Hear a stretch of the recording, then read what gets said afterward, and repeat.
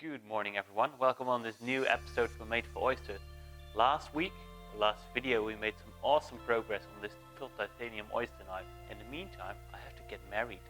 But it also means that we're going on honeymoon. And here's a bit of a dilemma that I have, because I do not have a single oyster knife in stock.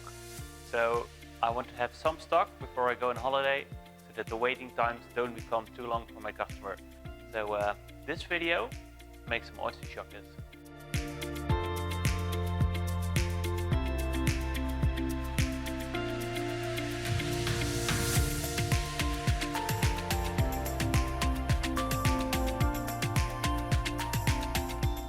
So the next step is to grind these blades. So I have steel, RWL34, which is an amazing steel.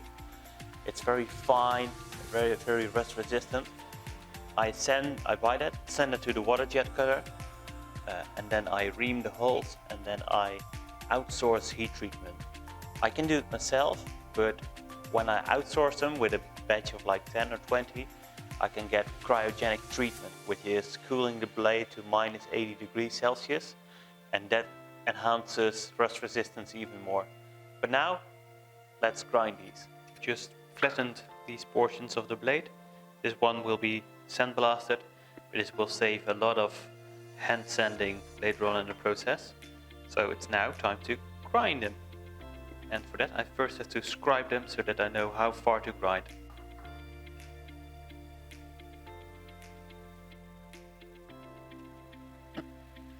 This is the actual knife making jig that made knife making profitable for me.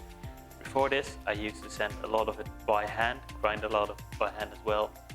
It's just not as precise, and you have to do a lot of hand sanding, which is something I absolutely hate. With this jig, you slide it in, you lock it in. There's a fixed angle for the belt. When you switch over, you go to the other side, then you put it in like that. And it makes switching over really easy. There's a very constant grind, and this saves a ton of hand sanding.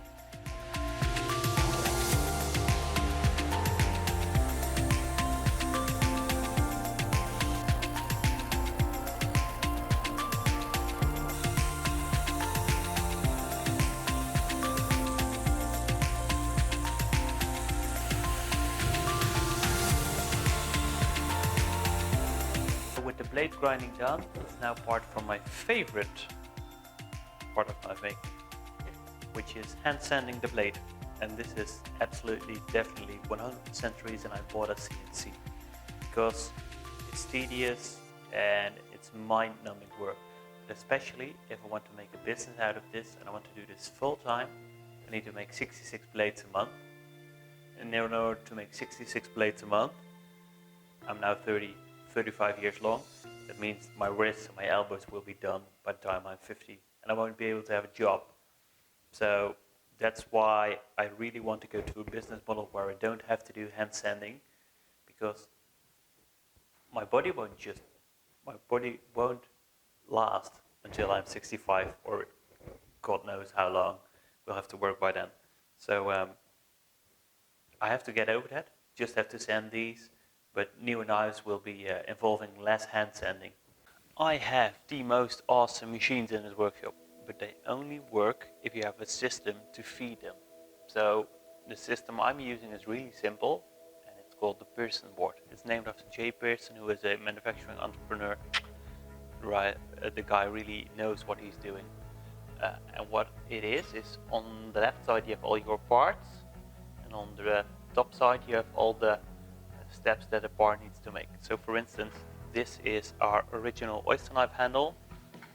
When I'm out of stock of material, I don't have a block of wood, I put a magnet and I put it there, so then I know it's not on stock. Then I order stock, and then I saw it, and then it's where it's at right now. These are blanks that I can feed into the CNC mill, CNC router, and I can make handles out of it. So then I would be here, which would be this step.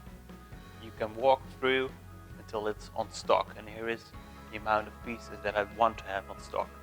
And this is really a good system, because now that I'm getting back into things, I need to think of, well, a lot of different parts and tooling and setting stuff up, and certain things need longer time. I come in, I see what's the most on the left, and then I say, I'm going to work on the blade today because that needs to be ground, heat treated, polished, etched, and polished again. And all this to have get all the magnets to the right. And once you're caught up and everything's here, then you sell a knife. Your stock is no longer there, so you place back the magnets where you are, and then you're going to work over again. You don't need to come in and then you're gluing, and then all of a sudden you don't have any pins anymore, or stuff like that. You don't have any glue.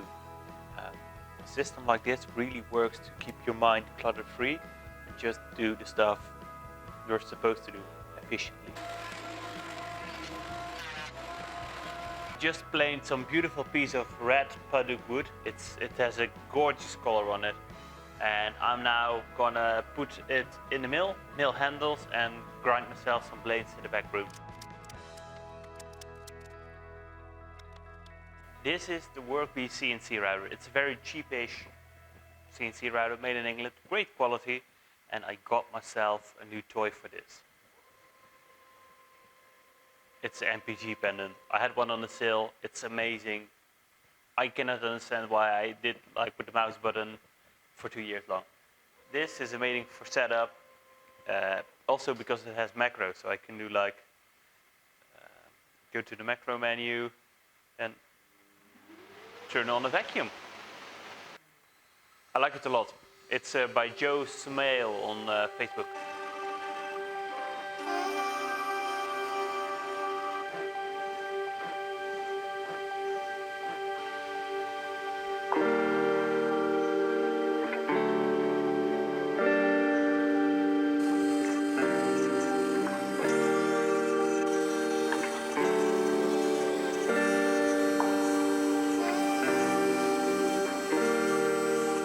We have the handles. Now they come out of the CNC router.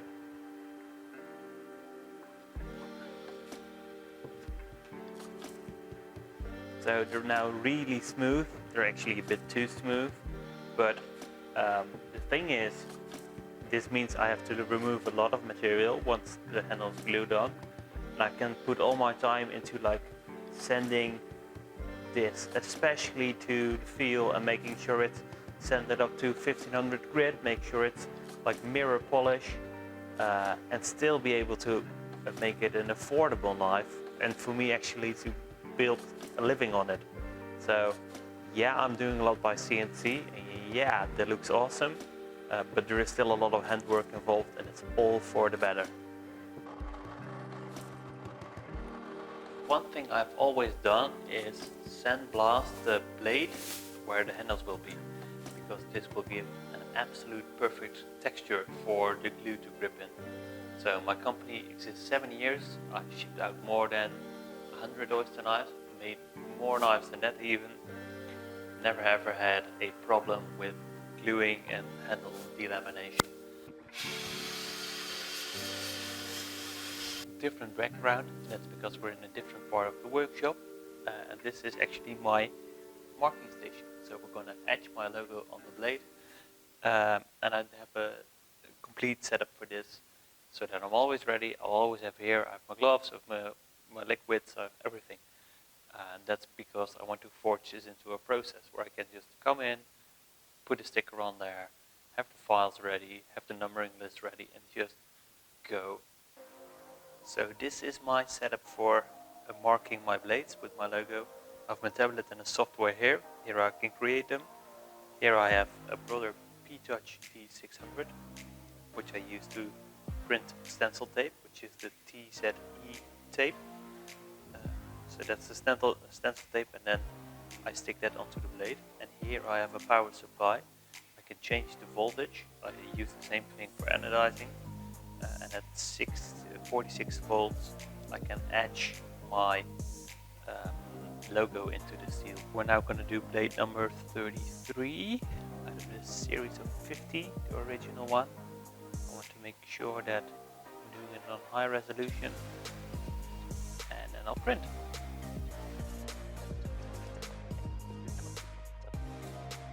I just put some etching liquid on this stencil. It's a piece of conductive wire, and then you have some special felt that will conduct electricity. And I'm going to do the plus side on the blade, minus on the electrode. I'm wearing gloves, which helps. Make sure that it's sufficiently wet. All I need to do is swipe from left to right with the correct voltage.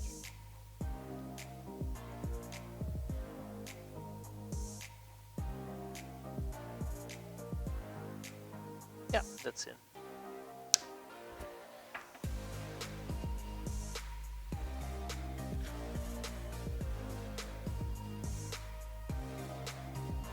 There we have the mark. But you can see the text is on there.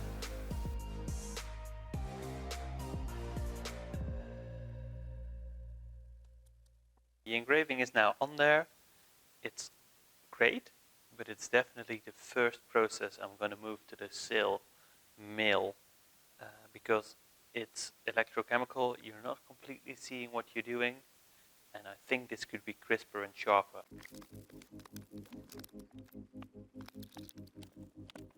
Always when I'm trying to glue a knife up, I'm thinking like, oh, I should really like 3D printer, CNC machine, a negative mold, and then just put it in a vise where I can clamp it. Because this clamp is always a bit of a hassle, the top one, because my knives are really, really tapered. And then I'm thinking like, yeah, I should make a negative mold, and then everything fits perfectly, and I can clamp it evenly and stuff like that. And then I go about my day and just forget it. So maybe now when I'm video editing, I'll get the notification and be like, yeah, I should really do that.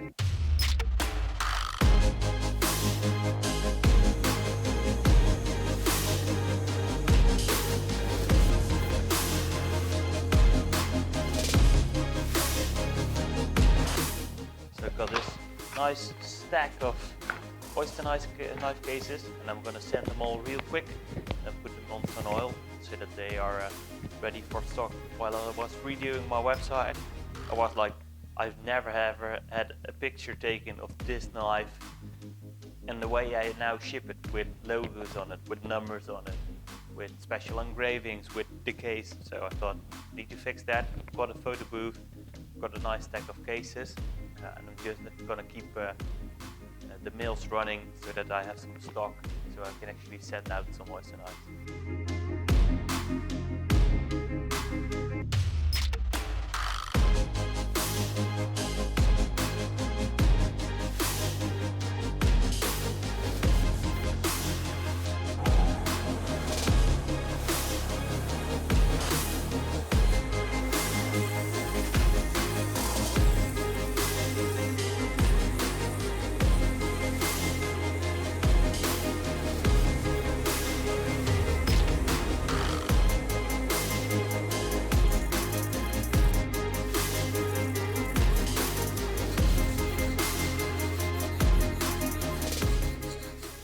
This was actually the first belt grinder I bought for knife making, and it's a great little machine, but it's a little machine and I have a bigger machine.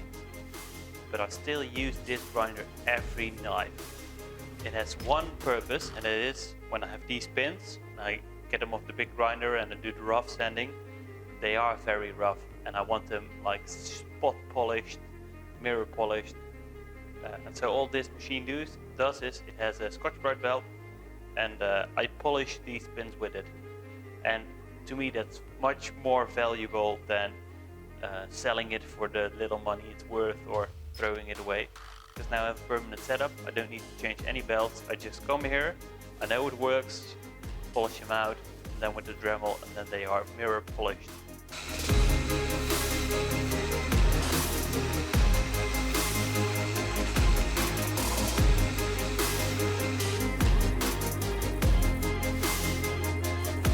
So I just finished all the hand sanding on this beautiful knife, and you can see it's really smooth. It's now 1500 grit, and I'm gonna apply some CCL knife oil, which is also a very nice moment. You can really see the grain pop on the knife. This may be my favorite moment in the entire knife making process. The end result is this amazing oyster knife. It has Paduc oiled handles, polished pines, etched logos with knife numbering and a 320 grit brushed blade. It comes in a custom birchwood case with certificates of authenticity, special oil and a microfiber cloth. The complete package is filled with these little details that make a custom oyster knife really special. And that's what it's all about. And oh yeah, it chucks oysters amazingly. Get yours now in stock on www.madeforoysters.com.